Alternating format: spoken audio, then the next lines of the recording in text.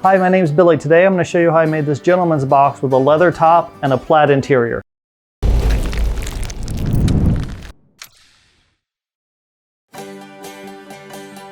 I made a plaid cutting board a while back, and ever since I wanted to incorporate plaid into a box. Since making the plaid pattern takes the most time, I'm starting with that. The pattern consists of 3/4 inch by 3/4 inch squares of white oak, cherry, and maple, and then it's going to have walnut stripes. It's a multi-step process, so if you decide to make this for yourself, just remember that patience pays off. I milled the boards and cut them into strips of equal length and width. The boards are then going to be glued up in two phases. One consists of stripes of maple and oak, and the other consists of stripes of cherry and oak.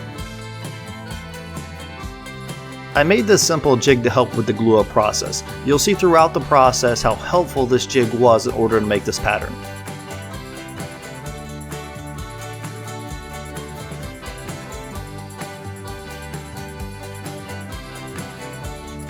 Once the blocks are dry, I flatten them on the joiner and the planer.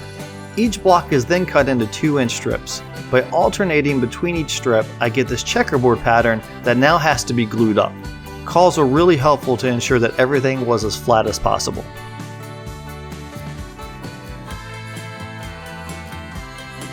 While that's drying, I can start on the box, which will be made from white oak. I rough cut everything on the bandsaw and was able to get multiple pieces from this one board by cutting it in half. I milled my pieces to about a 1/2 inch thick and then cut them to length and width.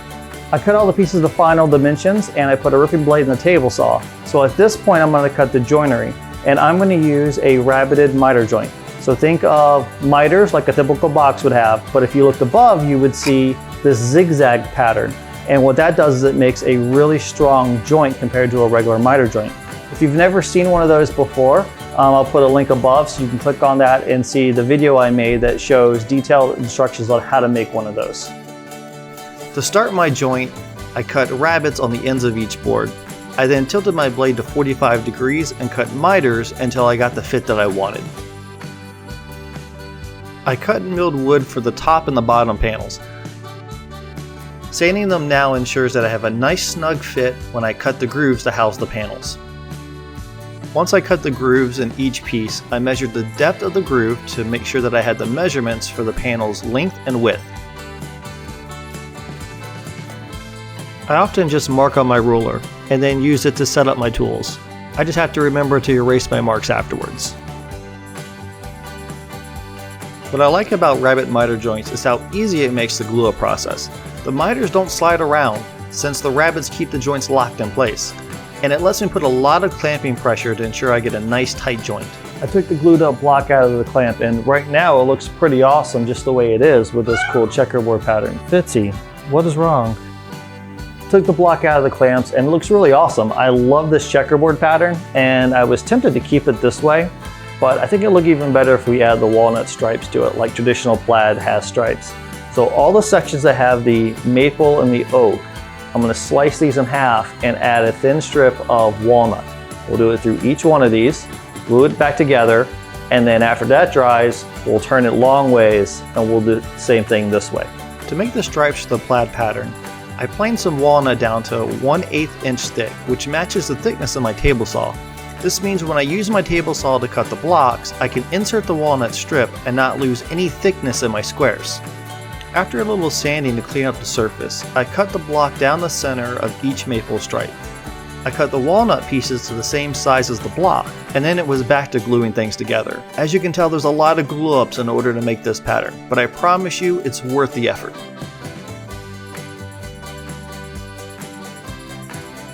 Once the glue was dry, I sanded the block and then cut it lengthwise so I can add more walnut stripes.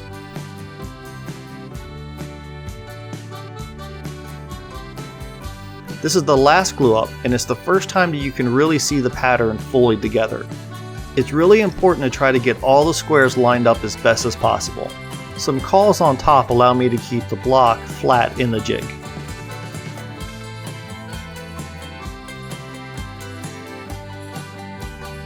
While that's drying, I used the bandsaw to cut the lid off of the box.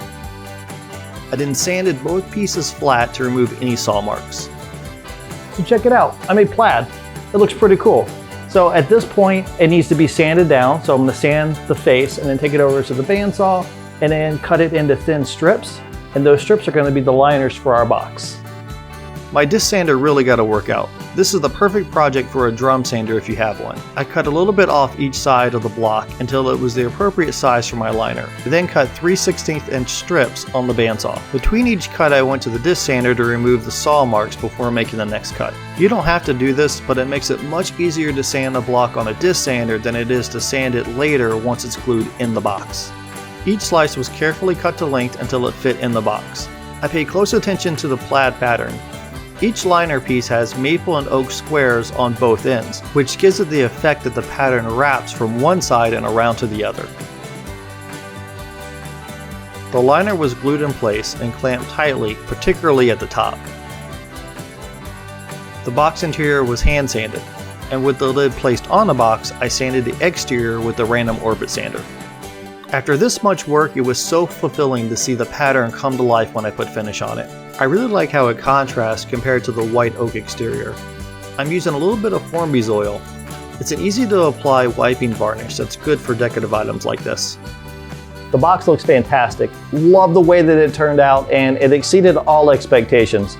And at this point, really, we could say that we're done with it. It just feels like it needs a little bit more. So what I've decided is on the top of the lid in this panel area, I'm gonna put some leather. So I cut out a rectangle of dark brown leather that I think looks really good with the plaid. So the next step is put some contact cement here on the lid, put some on the back of the leather, and then once it dries, we're gonna set it into place.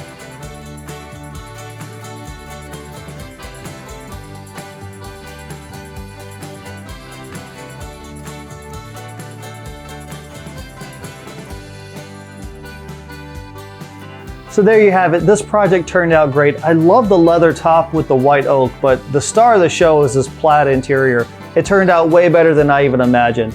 If you like content like this, please subscribe. Put out videos every week. Until next time, thanks for watching.